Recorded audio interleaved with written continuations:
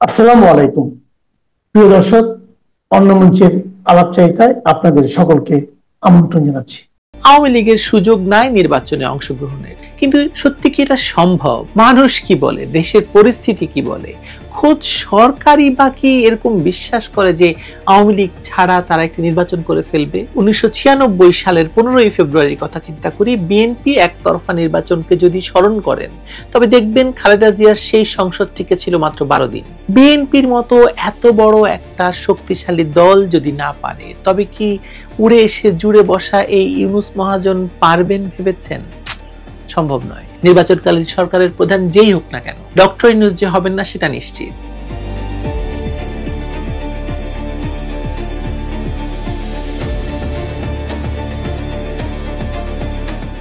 কয়েক মাস পেছনে ফিরে যাওয়ার অনুরোধ করি আপনাদের। মনে আছে আপনাদের, এক রাতে হঠাৎ কিংস পার্টি এনসিপির লাঠিয়াল নেতা হাসনাত আব্দুল্লাহ দাবি করলেন গাজীপুরে তার উপর নাকি হামলা হয়েছে। এরপর নানা নাটকের মঞ্চায়ন শেষে সরকারি ফরমানে রাজনৈতিক কার্যক্রম নিষিদ্ধ হলো আওয়ামী লীগের। এবং ডক্টর ইউনূসের জীবনে যতগুলো পাপ আছে সবগুলো ছাপিয়ে আওয়ামী লীগ নিষিদ্ধের এই ঘোষণা যে ইউনূস মহাজনের জীবনের সবচাইতে আদিম এবং ভয়ঙ্কর পাপ, এবং এই পাপের শাস্তি যে তাকে পেতেই হবে, এই সত্য ক্রমশ স্পষ্ট হয়ে উঠছে এবং তিনিও বুঝে ফেলেছেন বলে আমার মনে হচ্ছে। কেন মনে হচ্ছে তার ব্যাখ্যা করছি। আওয়ামী লীগ নিষিদ্ধের ব্যাপারটি আসলে একটি মেটিকুলাস ডিজাইনের অংশ। হামলার নাটক সাজিয়ে মব সৃষ্টি হলো উপদেষ্টা পরিষদের সিদ্ধান্তের পর প্রজ্ঞাপন, এবং এরপর নির্বাচন কমিশন নিবন্ধন স্থগিত করলো আওয়ামী লীগের। ইলেকশন কমিশনের এই সিদ্ধান্তের পর কাগজে কলমে যা আছে তাতে আওয়ামী লীগের সুযোগ নাই নির্বাচনে অংশগ্রহণের, কিন্তু সত্যি কি এটা সম্ভব? মানুষ কি বলে, দেশের পরিস্থিতি কি বলে, খোদ সরকারই বা কি এরকম বিশ্বাস করে যে আওয়ামী লীগ ছাড়া তারা একটি নির্বাচন করে ফেলবে? আসুন সেই ব্যাখ্যায় যাই। আমার ধারণা সরকার বিশ্বাস করে না আওয়ামী লীগকে ছাড়া নির্বাচন সম্ভব। কেন? প্রশ্ন আসতে পারে, সরকার তাহলে আওয়ামী লীগের বিরুদ্ধে এমন অগণতান্ত্রিক সিদ্ধান্ত নিল কেন? কারণ ষড়যন্ত্রকারীদের কর্মসূচি বাস্তবায়ন।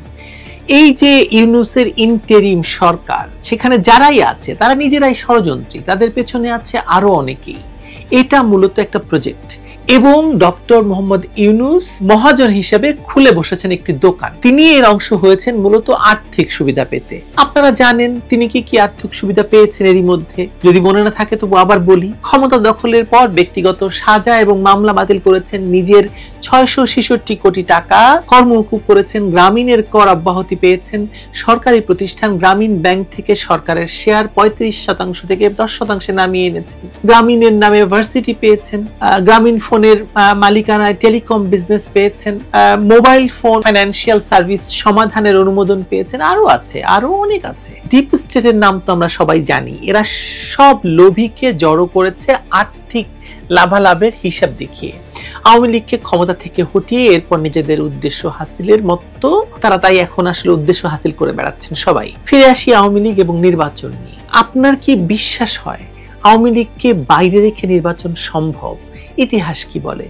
ইতিহাসের পাঠে আশ্রয় নিলে বলা যায় সম্ভব নয়। সংসদীয় গণতন্ত্রের সময়ের যদি 1996 সালের 15ই ফেব্রুয়ারির কথা চিন্তা করি, বিএনপি একতরফা নির্বাচনকে যদি স্মরণ করেন, তবে দেখবেন খালেদা জিয়ার সেই সংসদ টিকে ছিল মাত্র 12 দিন। বিএনপির মতো এত বড় একটা শক্তিশালী দল যদি না পারে, তবে কি উড়ে এসে জুড়ে বসা এই ইউনূস মহাজন পারবেন ভেবেছেন?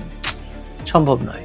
জুলাই আগস্টের কথা বাদ দিন, গত এক বছরে আওয়ামী লীগ কিন্তু ইতিহাসের সবচেয়ে বেশি জনসমর্থন ধারণ করেছে। এটাকে আমার ব্যক্তিগত অনুমান ভাববার কোনো কারণ নেই। প্রাতিষ্ঠানিক অপ্রাতিষ্ঠানিক নানা জরিপ এবং তথ্য উপাত্ত এটাই বলছে। আবারও হয়তো আপনারা প্রশ্ন করবেন, আওয়ামী লীগ তো নিষিদ্ধ। বাস্তবতা কিন্তু অন্য।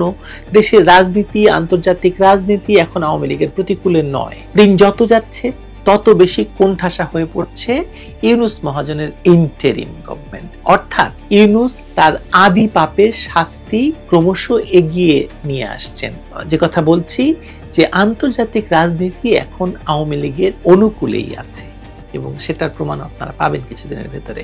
দেশের আইন শৃঙ্খলা পরিস্থিতি খারাপ, অর্থনৈতিক অবস্থা নাজুক, আমরা সবাই রাজা, আমাদের এই মবের রাজত্বে, এসব তো দেখতেই পাচ্ছেন। এর বাইরে কি আছে? এর বাইরে আছে বিশ্বের কোন দেশের সরকার, আপনারা লক্ষ্য করেছেন কিনা জানি না, বাংলাদেশ সরকার প্রধানকে সফরের আমন্ত্রণ জানাচ্ছে না, কেউ আসছেও না। ডক্টর ইউনূস তার বিভিন্ন সেমিনার করতে যাচ্ছেন বিভিন্ন দেশে, তারেক রহমানের সঙ্গে যেমন লন্ডনে দেখা করতে আসলেন, কিয়ার স্টারমার দেখা করলো না। তারপরে ইটালির প্রধানমন্ত্রী যাওয়ার কথা ছিল বাংলাদেশ সফরে, সেখানে উনিও গেলেন না। গ্লোরিয়া, কি হচ্ছে বলুন? খেয়াল করে দেখেছেন কিনা জানি না, আমি গতকালও একটি ভিডিওতে বলেছি বা 2 দিন আগে একটি ভিডিওতে বলেছি যে বিদেশে বাংলাদেশের জনশক্তি রপ্তানি শূন্য হয়ে গেছে, বাংলাদেশিদের জন্য ভিসা প্রাপ্তির হার কমে গেছে, বাংলাদেশের পাসপোর্টের অবস্থা খুব খারাপ এখন। এর কারণ কি জানেন? এর কারণ এই একটাই, বাংলাদেশে না আছে গণতন্ত্র, না আছে আইনের শাসন, না আছে দেশের ভবিষ্যৎ।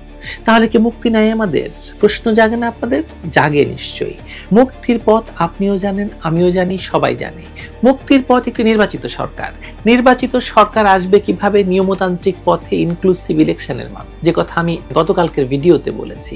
একটি ইনক্লুসিভ ইলেকশনের পথ খোলা নাই বাংলাদেশে আর এই মুহূর্তে। আওয়ামী লীগ থাকলে আওয়ামী লীগকে হারানো সম্ভব না, এই ভয়ে দলটিকে নির্বাচন থেকে দূরে রাখার অভিসন্ধি হয়েছে। কাগজে কলমে নিষিদ্ধ আওয়ামী লীগ। এই আওয়ামী লীগকে বাইরে রেখে নির্বাচন কি হবে বাংলাদেশে?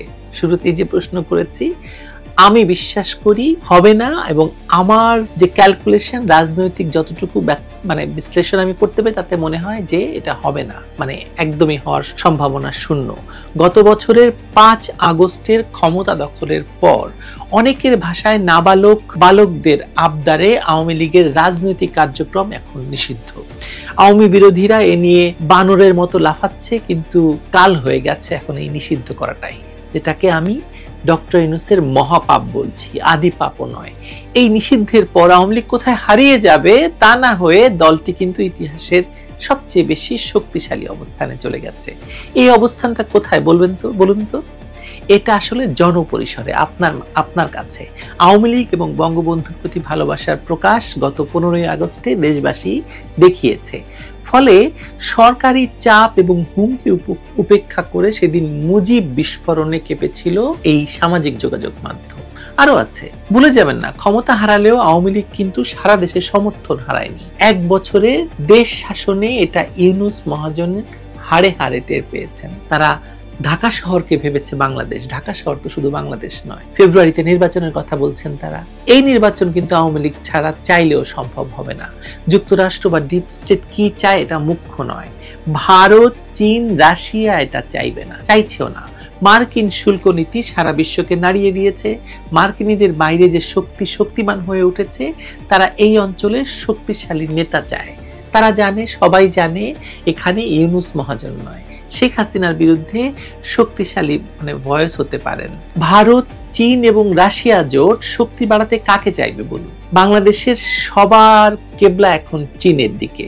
সবাই কথায় কথায় চীনে যাচ্ছে। জামাত গেল, এনসিপি গেল, বিএনপি তো যাওয়া আসা করছেই। চীন ভারত ইতিহাসের সবচেয়ে কাছাকাছি সম্পর্কে এখন, লক্ষ্য করেছেন কিনা জানি না। রাশিয়া তো বাংলাদেশের পুরনো বন্ধু। এই 3 দেশ আমেরিকা বিরোধী অবস্থান নিয়েছে শক্তভাবে, এবং গত বছরে ক্ষমতার পট পরিবর্তনে আমেরিকা মুখ্য ভূমিকা পালন করেছিল বলে এই অঞ্চলে আমেরিকাকে একটি শিক্ষা দিতে চায় তারা। সঙ্গে আছে ভূরাজনীতিও, ভূরাজনীতি তো আমরা জানি যে বাংলাদেশকে কেন্দ্র করে একটা ভূরাজনীতি সবসময় চলমান। ফেব্রুয়ারির আগে শেখ হাসিনা সহ আওয়ামী লীগের অনেক নেতাকে তাড়াহুড়ো করে শাস্তি দেওয়া হতে পারে। এই নির্বাচনের কথা যেহেতু উঠছেই, আইসিটির রাষ্ট্রপক্ষের উকিল তাজুল ইসলাম স্বীকার করেছেন তারা তাড়াহুড়া করে এই বিচার করছেন। ফলে আদালতে যে রায় আসবে, সে রায় দিয়ে আওয়ামী লীগ নেতাদের নির্বাচন থেকে দূরে রাখা সম্ভব হবে কিনা সেটা এই মুহূর্তে বলা কঠিন। বিচার প্রক্রিয়া তাড়াহুড়া করে শেষ করা হচ্ছে মূলত নির্বাচনকালীন সরকার এবং আওয়ামী লীগের মধ্যে দেন দরবারের ক্ষেত্র প্রস্তুত করতে। কিভাবে আওয়ামী লীগকে আটকে রাখা যায় সেজন্য একাধিক পথ খোলা রাখার চেষ্টা হচ্ছে। তবে এটা সম্ভব হবে বলে বিশ্বাস করি না। আমি আগেও বলেছি, নির্বাচনকালীন সরকারের প্রধান যেই হোক না কেন, ডক্টর ইউনূস যে হবেন না সেটা নিশ্চিত। সে সরকার এসে আওয়ামী লীগের দলীয় কার্যক্রমের উপর থেকে নিষেধাজ্ঞা প্রত্যাহার করবে। এটা ছাড়া নির্বাচনের ঝুঁকি নেওয়া কঠিন। আওয়ামী লীগ ছাড়া যে দলগুলো আছে তারা এক এবং ঐক্যবদ্ধ নয়। তাদের এক দল চায় সংসদ নির্বাচন, আরেক দল চাইছে গণপরিষদ নির্বাচন, এবং আরো কিছু দল চায় পিয়ার পদ্ধতি।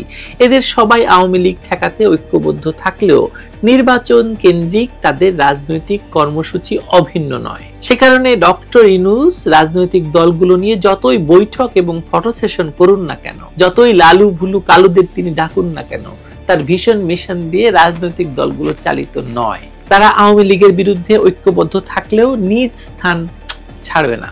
তাই তারা আওয়ামী লীগ ছাড়া ত্রয়োদশ সংসদ নির্বাচন করতে পারবে বলে আমার মনে হচ্ছে না, আপনারও মনে হবে না কিছুদিন পরে। আমি জানি না আপনাদের অনেকের হয়তো এখনই মনে হচ্ছে না।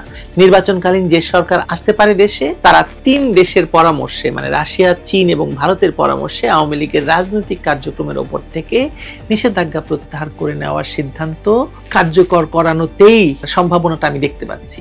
এমনটা হলে 1 ঘন্টার মধ্যে সারা দেশ আওয়ামী লীগের দখলে চলে যাবে। নিষেধাজ্ঞা প্রত্যাহারের পর স্বাভাবিকভাবে আইন শৃঙ্খলা রক্ষাকারী বাহিনীগুলো আওয়ামী লীগের উপর সদয় থাকবে বলে আধিপত্য বিস্তার খুব বেশি কঠিন হবে না। আমি জানি না আপনারা আমার এই সমীকরণের সাথে একমত কিনা।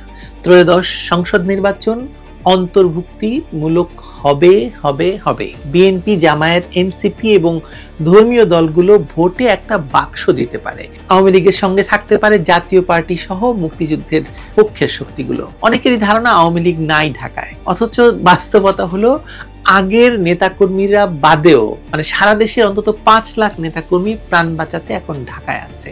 নির্বাচনের তফসিল ঘোষণার পর বৃহত্তর ফরিদপুর তাদের সঙ্গে যোগ দিলে অনেক হিসেব নিকেশ পাল্টে যাবে। সরকার আওয়ামী লীগের বিরুদ্ধে দমন নীতি চালিয়ে আসছে, এই 1 বছর ধরে চলমানে দমন নীতি, এখনো প্রতিদিন গ্রেপ্তার হচ্ছে, তবু আওয়ামী লীগকে দমানো যায়নি। মাৎসন্যায় চলছে দেশে। একটা নেগেটিভ মার্কিং হচ্ছে ইউনূস সরকারের। সরকার যেখানে মাইনাস হচ্ছে সেখানে আপনা থেকেই প্লাস পয়েন্টে চলে যাচ্ছে আওয়ামী লীগের ঘরে।